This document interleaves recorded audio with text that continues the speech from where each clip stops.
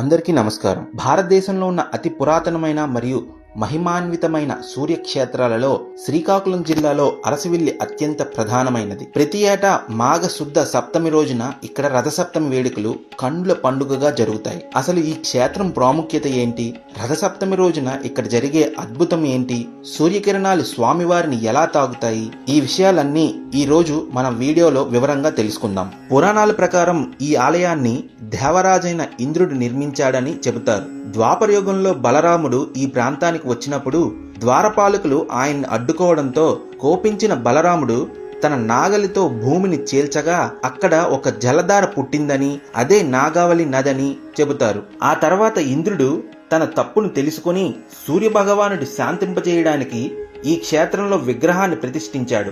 అందుకే ఇక్కడ స్వామివారు ఇంద్రునిచే అర్చించబడిన వాడిగా ప్రసిద్ధి చెందారు.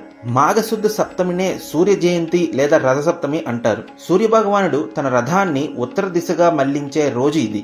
అరసవిల్లిలో ఈ రోజున స్వామివారికి నిజరూప దర్శనం కలిగిస్తారు. అంటే ఎటువంటి అలంకరణలు లేకుండా స్వామివారి మూల విరాట్ను భక్తులు దర్శించుకోవచ్చు. రథసప్తమి రోజున సూర్యోదయానికి ముందే నాగావళి నదిలో స్నానం చేసి తల మీద జిల్లేడు ఆకులు పెట్టుకుని స్నానం చేస్తే 7 జన్మల పాపాలు తొలగిపోతాయని భక్తుల నమ్మకం. అరసవిల్లి ఆలయ నిర్మాణంలో ఒక గొప్ప విజ్ఞానం దాగి ఉంది. ఏటా మార్చి మరియు అక్టోబర్ నెలలో సూర్యకిరణాలు నేరుగా గాలిగోపురం గుండా ప్రవేశించి స్వామివారి పాదాలను తాకుతాయి. రథసప్తమి రోజున కూడా సూర్యకిరణాలు వెలుగులో స్వామివారి అత్యంత తేజోవంతంగా కనిపిస్తారు. ఈ అద్భుతాన్ని చూడడానికి దేశ విదేశాల నుండి భక్తులు తరలి వస్తారు. ఆదిత్య హృదయం పఠిస్తూ ఈ కిరణాల వెలుగులో స్వామివారిని దర్శించుకోవడం వల్ల సకల రోగాలు నయమవుతాయని నమ్ముతారు. రథసప్తమి రోజున తెల్లవారుజాము నుండే స్వామివారికి క్షీరాభిషేకం నిర్వహిస్తారు. వేలాది లీటర్ల పాలను భక్తులు స్వామివారి అభిషేకం కోసం సమర్పిస్తారు. సూర్యుడు ఆరోగ్య ప్రదాత కాబట్టి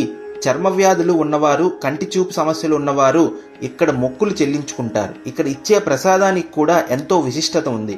ముఖ్యంగా చక్కెర పొంగలిని స్వామివారికి నివేదన చేస్తారు. రథసప్తమి రోజున అరసవిల్లిలో ఇసుక వేస్తే రాలనంత జనం ఉంటారు. ప్రభుత్వం మరియు దేవస్థానం వారు భక్తుల కోసం ప్రత్యేక క్యూ లైన్లు, తాగునీరు మరియు ప్రసాద వితరణ ఏర్పాటు చేస్తారు. రాత్రి నుండే భక్తులు క్యూ లైన్లో వేచి ఉండి ఉదయించే సూర్యుడితో పాటు శ్రీ సూర్యనారాయణ స్వామిని దర్శించుకొని పునీతులవుతారు. మీరు కూడా ఎప్పుడైనా ఈ వేడుకల్లో పాల్గొన్నట్లయితే మీ అనుభవాన్ని కామెంట్ సెక్షన్ లో పంచుకోండి. ఈ వీడియో మీకు నచ్చినట్లయితే లైక్ చేయండి, షేర్ చేయండి.